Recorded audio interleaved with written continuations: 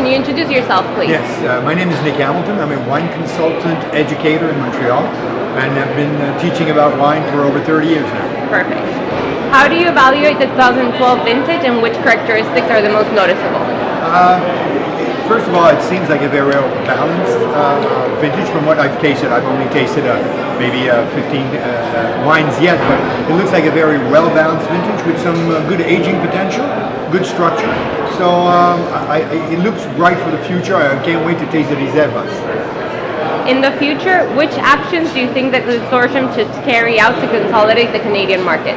Well, obviously, I think events like today, coming with the director of the consortium, is always beneficial because it can help us understand better what's happening in the region.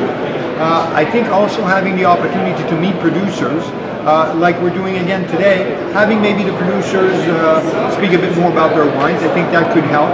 Obviously, Brunello is a more of an upscale wine, so the actions have to be very precise to consumers that are more informed. Perfect.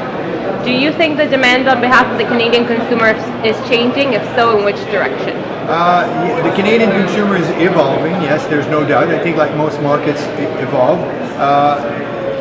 There's always a difference between Quebec and the rest of Canada. Quebec is a very knowledgeable province on wine.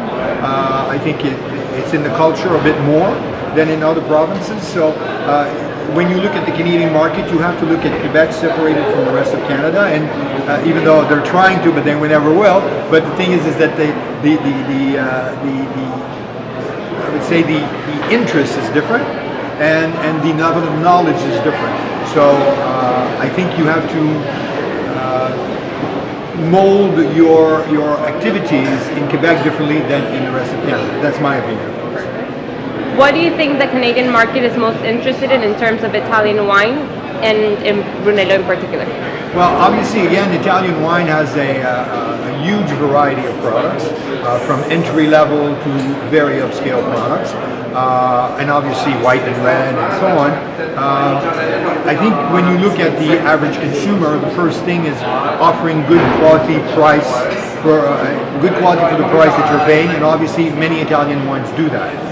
For Brunello, it's a different story. It's high quality and trying to maintain that price, making it affordable.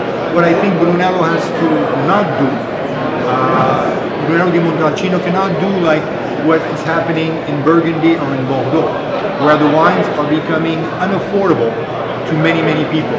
And that, it's already a slightly expensive wine, Brunello, but don't make the same mistake that Bordeaux and Burgundy have done, where the best wines cannot be bought unless you are a Chinese millionaire. Last but not least, what do you believe distinguishes Brunello from other great Italian and French wines? Well, obviously terroir. That's one thing I think all sommeliers and people who are in the industry will tell you. It's a very specific, different terroir. And that obviously has to be continuously shown in the bottle, in the wine. That's the first thing. Its originality comes from its terroir, but also what I find very fascinating is also within the appellation where you find different styles of Brunello. Today at the tasting, we had some totally different producers in front of us, two completely different wines, which I think is a great asset because it can please to a greater number of consumers, wine consumers. Perfect. Thank you so much. Thank you.